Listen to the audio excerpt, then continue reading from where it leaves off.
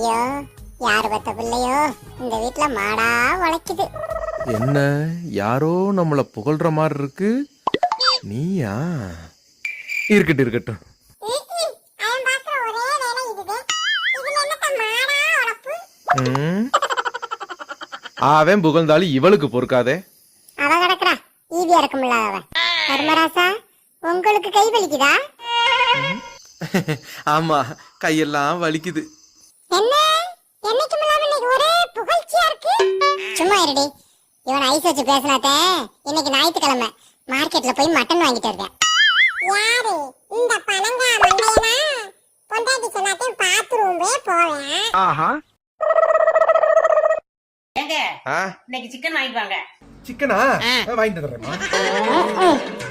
போய் இப்படி நேரம் புகழ்ந்தேன் பாரு. என்ன சொல்லணும்.